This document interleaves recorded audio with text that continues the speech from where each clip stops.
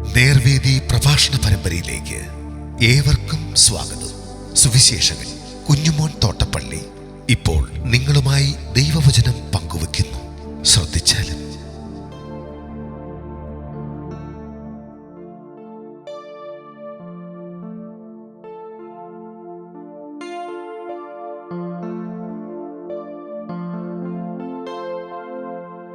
പരിശുദ്ധാത്മാവിനെതിരായ ദൂഷണം. ദൈവനാമത്തിന് മഹത്വം ഉണ്ടാകട്ടെ. മർക്കോസിന്റെ സുവിശേഷം 3-ാം അധ്യായത്തിന്റെ 20 മുതൽ 30 വരെ ഞാൻ വായിക്കുന്നത് ശ്രദ്ധിച്ചാലും. അവൻ വീട്ടിൽ വന്നു. അവർക്ക് ഭക്ഷണം കഴിപ്പാൻ പോലും വഹിയാതെ വണ്ണം പുരുഷാരം പിന്നെയും തിങ്ങിക്കൂടി വന്നു. അവന്റെ ചാർച്ചക്കാർ അത് കേട്ട് അവന് ബുദ്ധിഭ്രമമുണ്ട് എന്ന് പറഞ്ഞ് അവനെ പിടിപ്പാൻ വന്നു. യെരുശലേമിൽ നിന്ന് വന്ന ശാസ്ത്രിമാരും അവന് ബേൽസബൂലുണ്ട്, ഭൂതങ്ങളുടെ തലവനെ കൊണ്ട് അവൻ ഭൂതങ്ങളെ പുറത്താക്കുന്നു എന്ന് പറഞ്ഞു. അവൻ അവരെ അടുക്ക വിളിച്ച് ഉപമകളാൽ അവരോട് പറഞ്ഞത്, സാത്താനെ എങ്ങനെ പുറത്താക്കാൻ കഴിയും? ഒരു രാജ്യം തന്നെ ഛിദ്രിച്ചുവെങ്കിൽ ആ രാജ്യത്തിന് നിലനിൽപ്പാൻ കഴിയുകയില്ല. ഒരു വീട് തന്നെ ഛിദ്രിച്ചുവെങ്കിൽ ആ വീടിന് നിലനിൽപ്പാൻ കഴിയുകയില്ല. സാത്താൻ തന്നോട് തന്നെ എതിർത്ത് ഛിദ്രിച്ചു എങ്കിൽ അവന് നിലനിൽപ്പാൻ കഴിയുകയില്ല. അവന്റെ അവസാനം വന്നു. ബലവാനെ പിടിച്ചു കെട്ടിയിട്ടല്ലാതെ അവന്റെ വീട്ടിൽ കടന്ന് അവന്റെ കോപ്പ് കവർന്നു കളവാൻ ആർക്കും കഴിയുകയില്ല. പിടിച്ചു കെട്ടിയാൽ പിന്നെ അവന്റെ വീട് കവർച്ച ചെയ്യാം. മനുഷ്യരോട് സകല പാപങ്ങളും അവർ ദുഷിച്ചു പറയുന്ന സകല ദൂഷണങ്ങളും ക്ഷമിക്കും. പരിശുദ്ധാത്മാവിന്റെ നേരെ ദൂഷണം പറയുന്നവനോ ഒരു നാളും ക്ഷമ കിട്ടാതെ നിത്യശിക്ഷയ്ക്ക് യോഗ്യനാകും എന്ന് ഞാൻ സത്യമായിട്ട് നിങ്ങളോട് പറയുന്നു.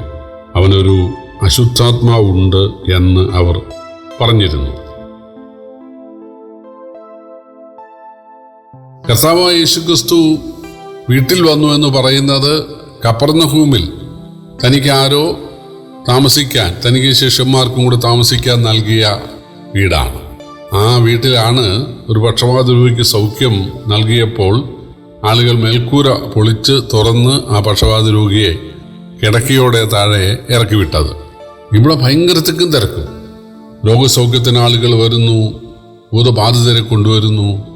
അപ്പോൾ യേശുവിൻ്റെ ചാർച്ചക്കാര് അവര് പറയുകയാണ് മറ്റുള്ളവരോട്, ഇവന് ബുദ്ധിഭ്രമമുണ്ട്, ഇവൻ സുബോധത്തിലല്ല, ഇവന് പിശാചിൻ്റെ ആവാസമുണ്ട്, പിശാചിൻ്റെ ആവേശമുണ്ട്, പിശാച് ബാധിച്ചിട്ടാണ് ഇങ്ങനെ ചെയ്യുന്നത്. ആ പിശാചിന്റെ പേര് ചിലർ പറഞ്ഞു, ബേൽസബൂൽ. ബേൽസബൂൽ എന്ന പിശാചിനെ കൊണ്ടാണ് ഇവൻ ഭൂതങ്ങളെ പുറത്താക്കുന്നത്. ആദ്യം ഇവർ കുശുകുശുക്കുകയും പരസ്യമായിട്ട് പറയുകയും ചെയ്ത് യേശുവിനെ പിടിക്കാൻ അവർ നോക്കി. അപ്പൊ യേശു ഉപമകളായിട്ട് അവരോട് പറയുകയാണ്, ഒരു രാജ്യം തന്നെ ഛിദ്രിച്ചാൽ അത് നിലനിൽപ്പുണ്ടോ? സാത്താനെ പുറത്താക്കിയാൽ അവന് നിലനിൽപ്പുണ്ടോ? അവൻ്റെ രാജ്യം തകർന്നു പോവുകയില്ലേ? ഞാന് പരിശുദ്ധാത്മാവിനാലാണ് ഭൂതങ്ങളെ പുറത്താക്കുന്നത്. യേശു പറയുകയാണ്, മനുഷ്യരോട് ഏത് പാപവും ക്ഷമിക്കും, പരിശുദ്ധാത്മാവിന് നേരെയുള്ള ദൂഷണം ക്ഷമിക്കുകയില്ല. വേറൊരു സുവിശേഷത്തിൽ മനുഷ്യപുത്രനോട് എന്ന് തർജ്ജമ ചെയ്തിട്ടുണ്ട്. അത് വായിച്ചാൽ തോന്നും മനുഷ്യപുത്രനായ യേശുവിനോട് നിങ്ങൾക്ക് എന്തും പറയാം, യേശു ക്ഷമിക്കും. പക്ഷേ പരിശുദ്ധാത്മാവ് അങ്ങനെയല്ല എന്ന് നമുക്ക് തോന്നും. പക്ഷെ അങ്ങനെയല്ല. മനുഷ്യനെതിരായിട്ട് പറയുന്ന തെറ്റുകൾക്ക് ക്ഷമ നൽകാൻ മനുഷ്യന് സാധിക്കും. എന്നാൽ മനുഷ്യൻ പരിശുദ്ധാത്മാവിനെതിരായിട്ട് പറഞ്ഞാൽ ക്ഷമ കിട്ടുകയില്ല. ഈ കാര്യം ഏലിപുരോഹിതൻ തന്റെ മക്കളോട് പറയുന്നുണ്ട്.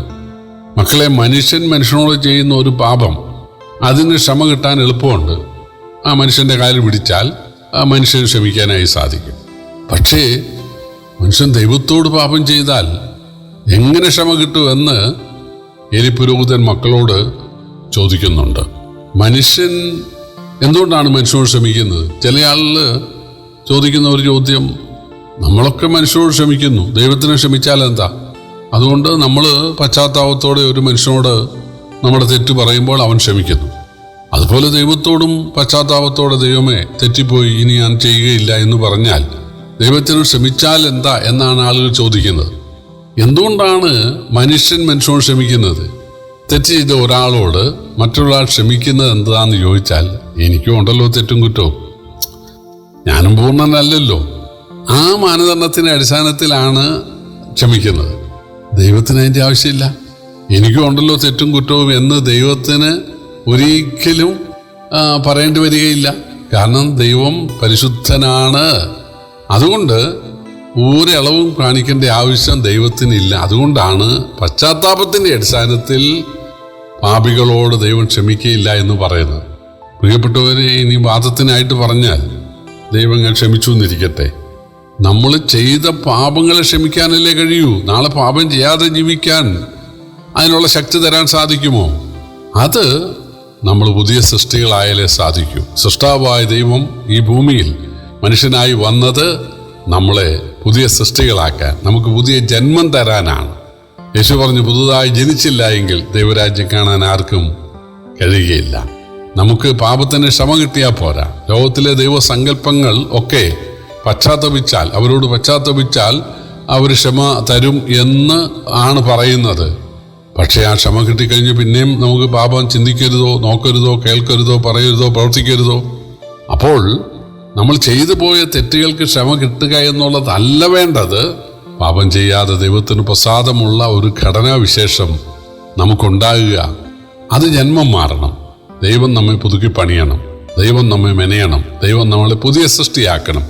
അതിനാണ് കർത്താവായ യേശു ഈ ഭൂമിയിൽ വന്നത്. പൗലോസ് എഴുതി, ഒരുത്തൻ ക്രിസ്തുവിലായാൽ അവൻ പുതിയ സൃഷ്ടിയാകുന്നു.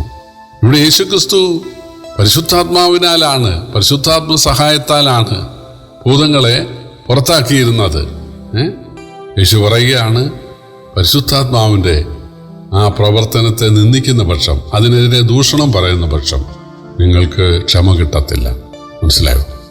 ഒരു മനുഷ്യനോട് പാപം ചെയ്താൽ, തെറ്റ് ചെയ്താൽ മനുഷ്യന് ഇളച്ചു കൊടുക്കാനായി സാധിക്കും. എന്നാൽ ദൈവമായ പരിശുദ്ധാത്മാവിനോടാണ് ദൂഷണം പറയുന്നതെങ്കിൽ തീർച്ചയായിട്ടും വലിയ ശിക്ഷ ഉണ്ടാകും എന്നാണ് യേശു പറഞ്ഞത്. അതുകൊണ്ട് ദൈവമായ യേശു പരിശുദ്ധാത്മ സഹായത്താൽ ചെയ്ത കാര്യം പിശാചിൻ്റെ സഹായത്താലാണ് എന്ന് പറഞ്ഞ് പരിശുദ്ധാത്മാവാൻ ദൈവത്തെ ദുഃഖിപ്പിക്കാനായിട്ട് ഇടയായാൽ അതിനൊരു ക്ഷമയും ആളുകൾക്ക് കിട്ടുകയില്ല എന്ന് യേശു അടിവരയിട്ട് പറയുകയാണ്. പ്രിയപ്പെട്ടവരെ, യേശുവിനെ സ്നേഹിക്കാൻ, യേശുവിൻ്റെ ശക്തിയിൽ വിശ്വസിക്കാൻ, ആശ്രയിക്കുവാൻ, യേശുവിനെ ബഹുമാനിക്കാൻ, ആരാധിക്കാൻ ദൈവം നമ്മെ സഹായിക്കട്ടെ. കർത്താവിൻ്റെ വലിയ നാമം വാഴ്ത്തപ്പെടുമാറാകട്ടെ.